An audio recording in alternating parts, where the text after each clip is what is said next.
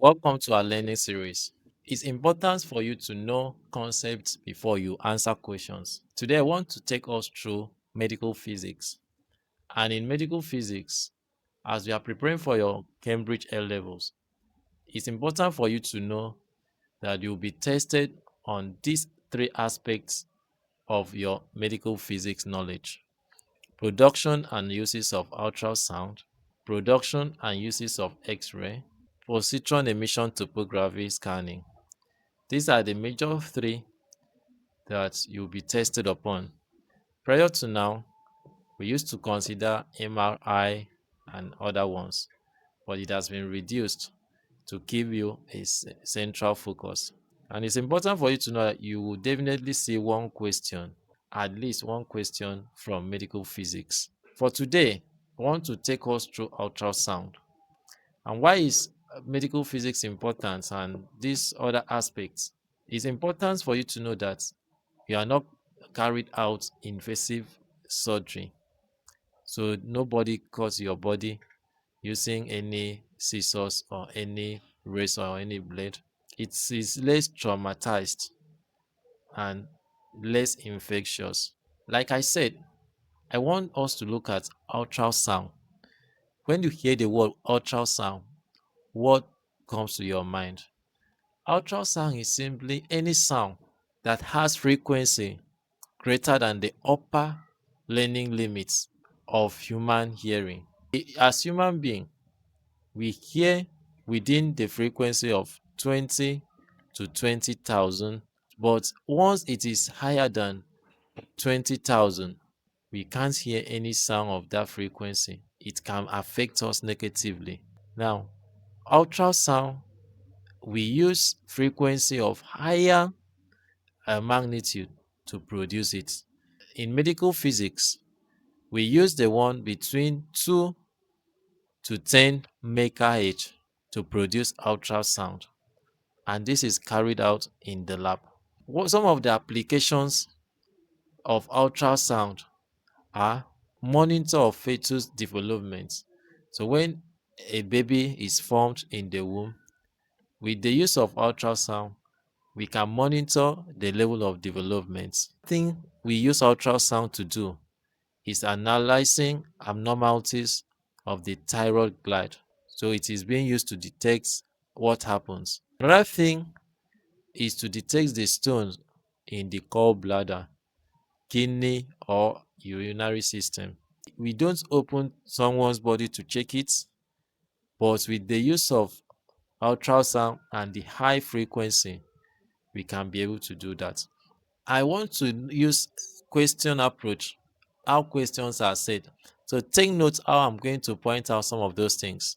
Why do we use high frequency ultrasound? This is a pattern that this knowledge will be needed from you during your exams. High frequency ultrasound are very small wavelengths, and smaller details can be detected in a scan. So the advantage of using high frequency is because we will have very small wavelengths that will allow us to detect very tiny thing using the scan.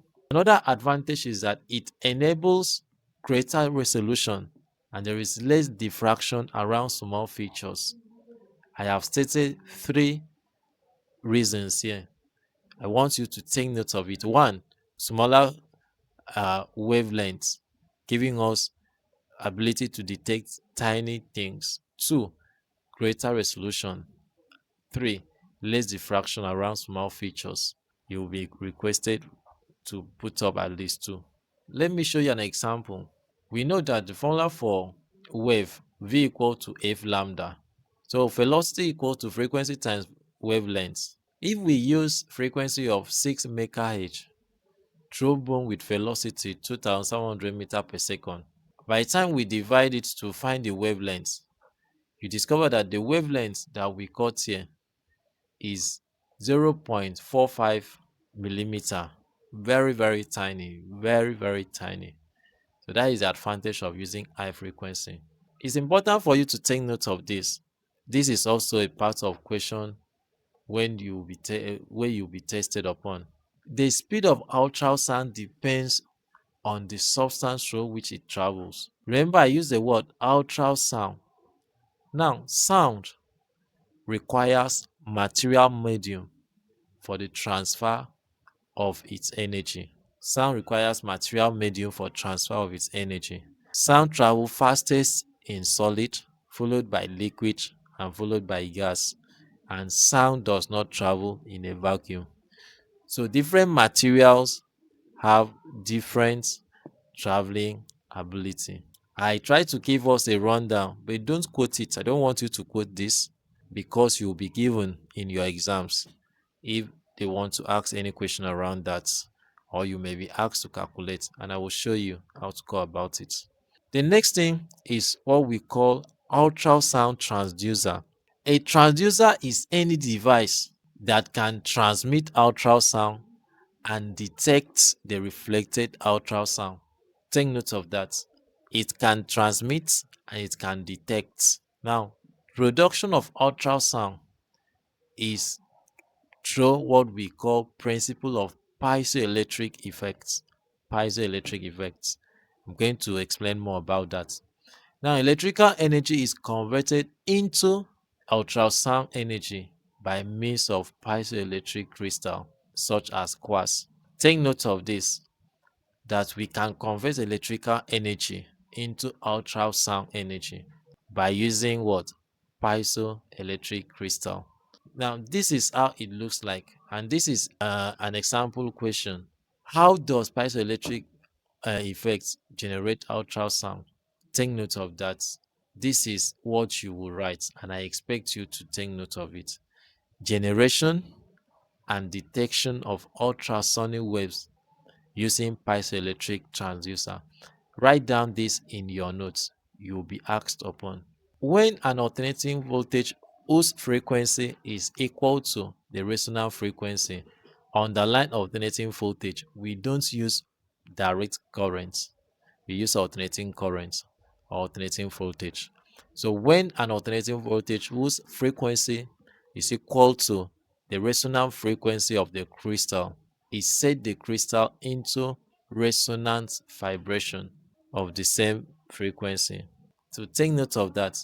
Now, the vibration of the crystal produces ultrasonic waves that are transmitted into the substance the transducer is in contact with. What do we mean? One, it has to be connected to alternating voltage. The alternating voltage has a particular frequency. When the frequency of that alternating voltage is equal to the frequency of the crystal, it will cause the crystal to resonate with the same frequency as the alternating voltage. The vibration of that crystal will produce ultrasonic wave that will be transmitted through the transducer. Please, I want you to take note of this. You will be asked upon. When we look at past question, you will see it. Now, this is how transducer looks like. This is a basic diagram of it. You see, to the power supply, and we have piezoelectric crystal here. We have the matching layer. We have alternating currents to each crystal. You notice this matching layer is put to protect it from having contacts with the person or the substance. If this crystal has direct contact, it can lead to electric shock. So this protects from that. Now, this is just a basic aspect. Just case to know this. I try to reduce it to something you can easily comprehend. All right. Now, as a result of that matching layer, that leads to what we call reflection and transmission of wave at a boundary. This is what we will be using now to make some meaning out of it. When we place this piezoelectric on a substance like this, part of the wave, ultrasound wave, will get transmitted into the system while parts will reflect, meaning not everything that came in as incident intensity will transmit, some will reflect, while some will transmit. The ones that transmit are the ones we will use to interpret what happens in the person's body. The one that reflects is a waste. We can't make use of it. So the objective will be for us to have more of the ones that transmit than the ones that reflects. All right. Now, how does this work? This is another part I want you to know. The process of how the transmitter is used or transducer is used. The transducer generates sound wave by using electrical potential to vibrate the crystal within the transducer. We have mentioned this. The transducer sends out sound wave in pulses. That means like a sinusoidal or in pulse. Between each pulses, it listens for echoes that are returning from structures within the body. So when it enters, remember echo, when a sound gets in, it bounces on a boundary and reflects. So the transducer sends out sound wave in pulses. Between the pulses, it listens for echoes that are returning from structures within the body. The ultrasound system produces an image based on the time it takes for sound waves to return to the transducer and the strength of those waves. Can you see? You take note of that. This is very important. Sound waves that take longer to return will show up as farther away in the system. Stronger sound wave will show up a brighter object. Can you see? So the one that takes longer will be farther away in the image, while the stronger one, the shorter one, will also reflect, showing that it took a lesser time for it to get in and reflect. Now, with that information, we now bring in the idea of how does it move in and how does it come out? What happened in the course of the wave going in and moving out? That is what we call acoustic impedance. What is acoustic impedance? Acoustic impedance is the product of density of medium and speed of sound in the medium. This is a 2-mark question. Take note of this. The product of density of medium and speed of sound in the medium. So we use Z as the symbol, density times speed of sound in the medium. And the unit is kilogram per meter squared per second. Make sure you take note of this. Having explained what acoustic impedance is, let's bring it into application. Remember your laws of reflection and refraction. When an incident wave is incident as a normal, parts will transmit and parts will reflect. This is the same thing we will use for acoustic impedance. Now, you agree with me that the incident transmission, the incident wave, will be the sum of the reflected wave and the transmitted wave. So incident is like total. We have the reflected wave and we have the transmitted wave. Now, the coefficient of the reflected wave to the incident is what we call intensity reflection coefficient. Intensity reflection coefficient. Take note of this.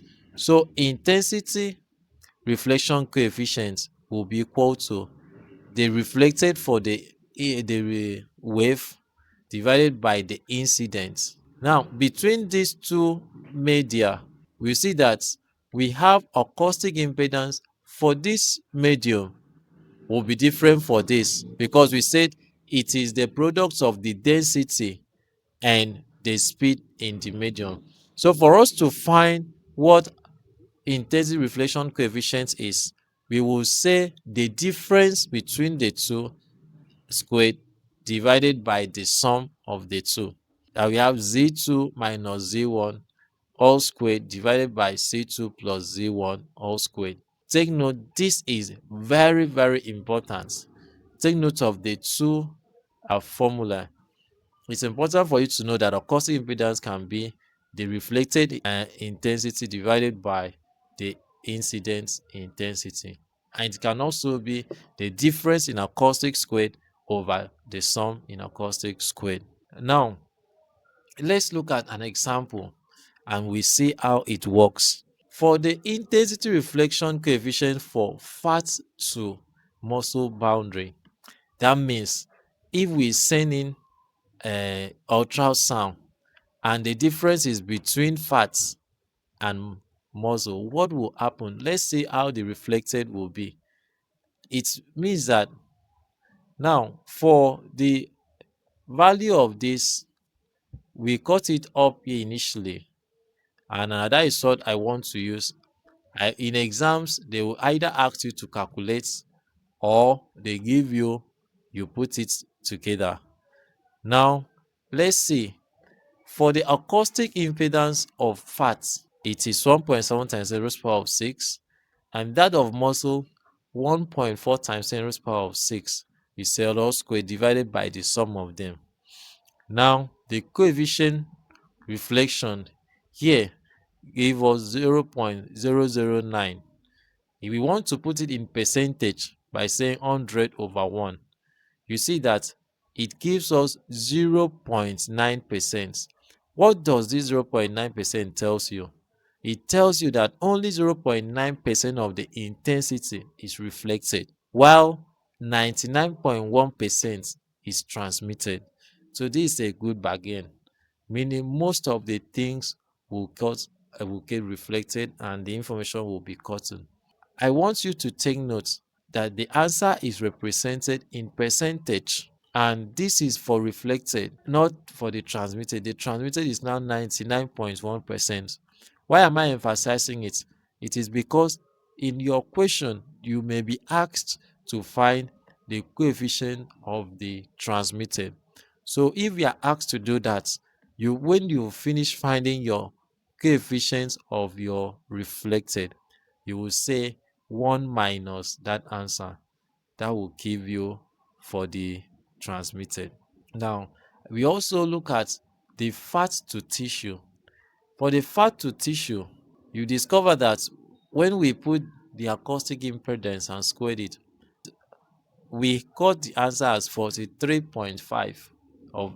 So this 43.5 tells us that these are the ones that are reflected. Now, whereas this is the one that is transmitted, 56.5.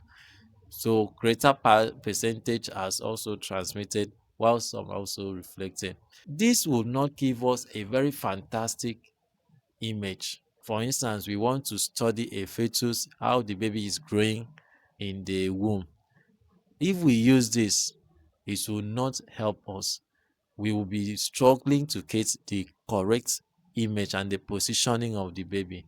For us to get a better image, that is where we apply gel.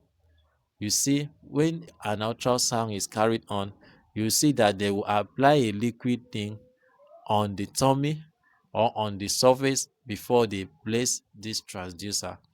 Why do we do that?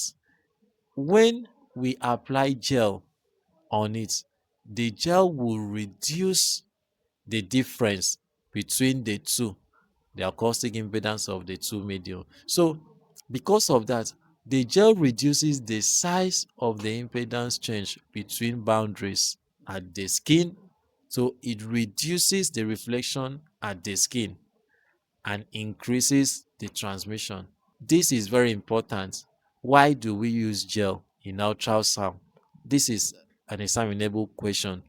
To reduce the amount of reflected wave and increase the amount of transmitted wave. So take note of this. This is another part you should learn. Now we have another factor apart from the impedance between the medium. We have what we call absorption of energy. We know that once there is a transfer, that movement of energy, some things will happen. Some of the energy will be absorbed by the body. Due to that, there will be generation of temperature. There will be generation of temperature. There will be rise in temperature. Now, due to this, there is what we use to check that one so that we don't cause it to cause harm to the body. That is what we call, for us to calculate it, we look at absorption coefficients. Absorption coefficients. And it is really dependent on the frequency of the ultrasound. Now, for us to do that, we use intensity that is transmitted equal to the incidence intensity exponent minus kx, where k is what we call the absorption coefficient and x is the thickness of the medium. This is another formula I want you to take notes as we proceed. Now, looking at this, you may be asked question on something of that nature. For you to answer it, it's just for you to use the formula. And we will see this in our past question. We will see this in our past question and you see how we go about it. So I have taken you quickly through this. Now, the significance of all this is to limit amount of heat that is generated when ultrasound is passing through a medium. Why? Because it can affect, it can lead to another sickness. That is why we look at it. So factors affecting the absorption of the wave. The first thing is the density of the tissue. The density of the tissue. The higher the density, the more it absorbs. Now, the second one is the frequency of the ultrasound beam. The higher the frequency, the more the absorption. I want you to take note of that. So we have to monitor the level of frequency. Should we move 4 megahertz through it, or should we move 6 megahertz through it, so that we don't injure the patient? Now, we want to look at what are the limitations, because in everything there is advantage and we also have disadvantages. Now, one of the weaknesses of ultrasound is that it cannot penetrate through bones. It cannot penetrate through bones. So by so doing, it generates a limitation which leads to the use of X-ray when we study the bone. Another thing is that when there is gravity between target organs, it will be difficult for us to read it. What do we mean by that? Remember, ultrasound requires material medium for its own transfer. So if there is cavity, if there is air, for that sound to pass through, the sound they will slow down. The speed will slow down. This will affect what comes out finally. Now, it cannot penetrate in deep into the body. So for people who are somehow adding a lot and we want to study something deep inside the body, it's also difficult for that study to come out very well. The image may not come out very well. That is why they will say uh, they should do a verified more experiment. Now, the next thing is that the is that we talked of the absorption coefficient. It also is a thing of concern, so that people are not injured in the course of trying to help their life. So at this point, I will stop here for today, and in our next video we will answer questions. We will solve some questions, so you can see this is a sample question. From here, complete this step. What is density? Means that you can say density is simply equal to acoustic impedance divided by the speed. So you put up that, you put up this, you put up this, and you show this and get all these marks. So thank you so much for your time, and make sure you revise through it.